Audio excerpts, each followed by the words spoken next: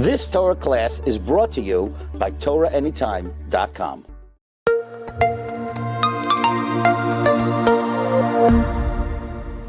Okay, everybody, welcome back to the Lech Dech Moser podcast. We continue with Pirkei Avos, Perek Aleph, Mishnah Ches. Says the Mishnah, Yehuda ben Tabai the Shimon ben Shetach kiblu mehem. Yehuda ben Tabai and Shimon ben Shetach, they received the Torah from Yeshua ben Prachia, Nitay ha'arbeli. What did they say? Yehuda ben Tabai Omer, Altas atzmecha ka'orcha hadayanim. Don't make yourself like a judge. So it's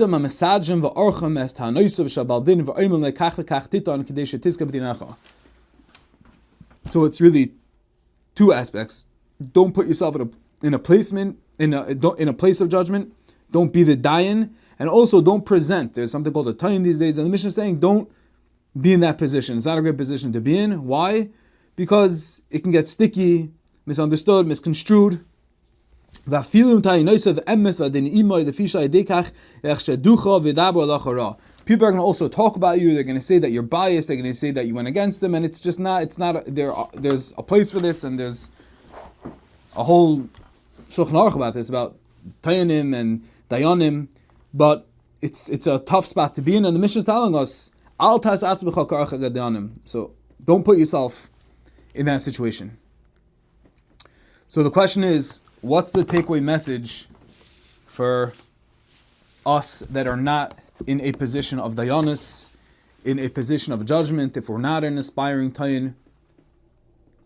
So Rav Wolbe writes, while it seems that the Tan is advising us that when choosing a parnasa, a vocation, one should avoid becoming a lawyer, right? Defending other people and presenting the case to the dayanim, to the judges. So Rav Wolbe writes that there's another idea that is applicable to all of us. And that is, we should not put ourselves in a place of judging others, which kind of overlaps with Dal Nakav Schos. Altas atzmecha ka'orcha hadayanim. If he quotes Rishonim that say that Orche Hadayanim, while it's spelled with an Ayin in the Mishnah, we can also spell it with an Aleph. And Urich with an Aleph is a place of supremacy, it's a place of being higher up, looking down at others. And Rav Wolbe says that this has ramifications on all of us and our interpersonal relationships. Not in Beis Din, not in court, but the way we look at others, and how we realize our position as an Eved Hashem. What does he mean? A lot of times we think that the way we do things, that's the supreme, that's the spitz, that's the epitome, that's the golden standard. And sometimes it's hard for us to realize and to honor the ways of others, other procedures, other perspectives, other ways of going about. Says Rav Wolbe that the way we can interpret this Mishnah, which has ramifications on all of us, is we shouldn't be Orcha Hadayanim. We shouldn't be in a place of supremacy saying, this is the way to do it and there's no other way. Let's welcome in others. Let's hear what others have to say. Let's give honor. Tnu cover the Torah, the Ayin Pat on the Torah. There's 70 ways for everything. And with that, we can fulfill this mandate of Altas Atzmecha. Don't make yourself into Orcha Hadayanim. And the Maisa said over about Rav Wolbe, an incredible story. That Rav Wolbe was one of the founders, one of the most foremost personalities involved in the Kiruv Baal Tshuva movement in Eretz Yisrael.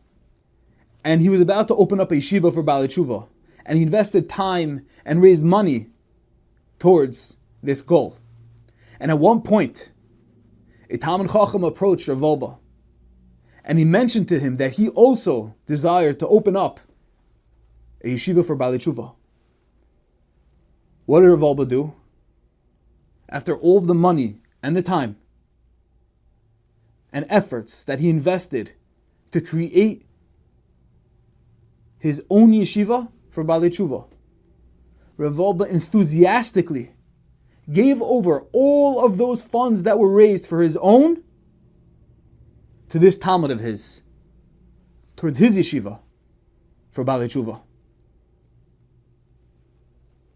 And Revolba, in that story, expressed, embodied, and showed us what it really means to be Orchei Hadayanim, to stay away from being an Orchei Hadayanim. It's not just my way or the highway, me and not you. Everyone is welcome, everyone can partake, everyone can shine, and even after he spent all this time raising money for his own yeshiva, it's hard to comprehend. He happily, enthusiastically gave it over to his Talmud and said, you are a Kiev professional, you start the yeshiva, and I'll figure out another way to raise for my yeshiva. And this demonstrates, besides adhering to what the Mishnah says, the level of bitachon that's demonstrated in this action, in this story of Revolba. Not worrying, cheshboning, how's he going to get the money back, what's going to be with his yeshiva, what's going to be with his kavod. Just like Hashem sent money for his yeshiva, just as easily he can give away all that money, give it to someone else, and Hashem could do it all over again. Exemplary, incredible bitachon that we can take for all of ourselves.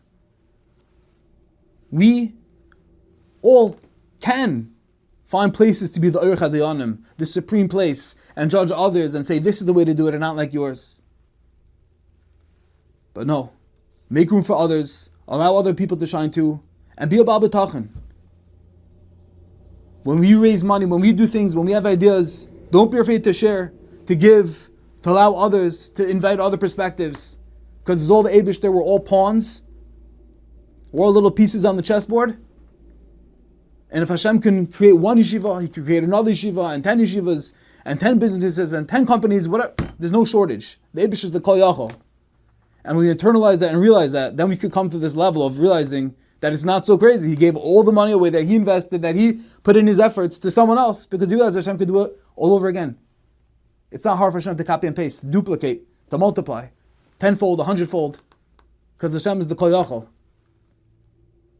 And there's no reason, with that understanding, to make ourselves like Orchei Hadayanim, to place ourselves in a place of supremacy, in a place of gedula, in a place of looking down on others. And certainly there's no place to be worried. What's going to be? How am I going to start my own venture? How am I going to make my parnasa? Because when we realize it's all from Hashem, Hashem can do anything.